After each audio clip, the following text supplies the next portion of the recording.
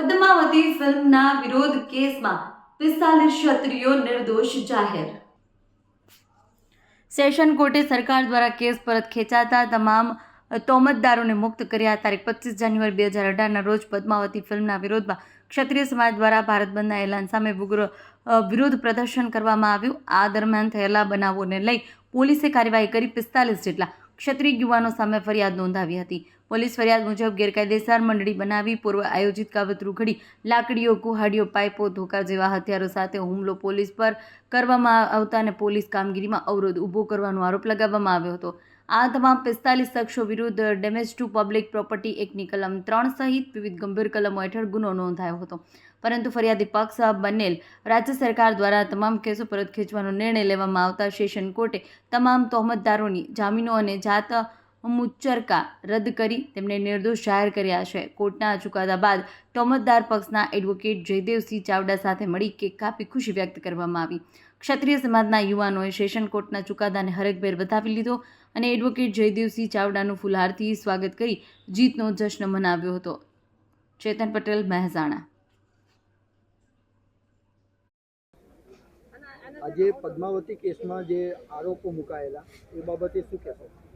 સને 2018ના અંદર પદ્માવત નામનું એક ફિલ્મ આવ્યું હતું, જેના અંદર ક્ષત્રિય સમાજે સખત વિરોધ કર્યો હતો અને જ્યારે શાંતિપૂર્ણ રીતે જ્યારે આંદોલન ચાલતું હતું તે દરમિયાન અમારા સમાજના નિર્દોષ યુવાનો ઉપર સરકાર દ્વારા જે તે સમયે ખોટા કેસો કર્યા હતા અને ત્યારબાદ સમાજના અલગ અલગ વડીલોએ અલગ અલગ મારફતે સરકારને વિનંતી કરી કે અમારા સમાજના નિર્દોષ યુવાનો ઉપર જે કેસો થયા છે એ કેસો પરત ખેંચવામાં આવે અને ગઈકાલે જ્યારે સરકારે પાછા ખેંચ્યા છે ત્યારે અમે આનંદ અનુભવીએ છીએ અને જેના અંદર વિજાપુરના કેસના અંદર 20 અમારા યુવાનો ઉપર કેસ હતા, જ્યારે મગુનાના કેસના અંદર 28 અમારા યુવાનો ઉપર કેસો હતા। આ તમામ કેસોના અંદર નામદાર કોર્ટે સરકારની જે કેસ પરત ખેંચવાની જે અરજી કરી એ મંજૂર કરી છે અને બધા યુવાનોને કર્યા એમને નિર્દોષ જાહેર કર્યા છે। જે કાલે કોર્ટ દ્વારા જે 45 જેમને નિર્દોષ હોવાના પદ્માવતી ફિલ્મને શું કહેશો?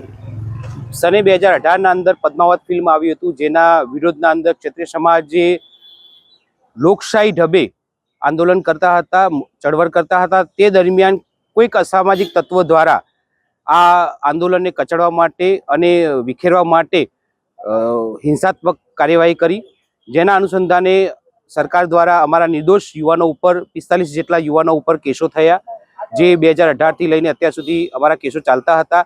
આ દરમિયાન સમાજના અલગ અલગ સંગઠનોના પ્રમુખો સાથે લઈને અમે પહેલાં કાયદા મંત્રી ઋષિકેશભાઈ પટેલ તેમજ હર્ષ સંઘવી સાહેબને આપણે મળેલા અને રજૂઆતો કરેલી અને તે પછી અમે મુખ્યમંત્રી સાહેબ ભૂપેન્દ્રભાઈ પટેલ એમને પણ વિનંતી કરેલી અને ગુજરાત સરકારે અમારી લાગણી અને માગણી બંને માન રાખીને જ્યારે આ કેસો પરત ખેંચ્યા છે અને નામદાર કોર્ટે પણ જ્યારે આ અરજી કરી એ મંજૂર કરી અને બધા યુવાનો ખરા એમના ઉપર કેસો પરત ખેંચ્યા છે। દેશ અને દુનિયાના સમાચાર જોવા માટે અમારી ચેનલ MG લાઈવ ન્યૂઝને સબસ્ક્રાઇબ કરો અને બેલ આઇકોન પર ક્લિક કરો, જેથી રોજે રોજની અપડેટ આપને મળતી રહે। સાથે જ અમારું ફેસબુક અને ઇન્સ્ટાગ્રામ પેજને પણ ફોલો કરો।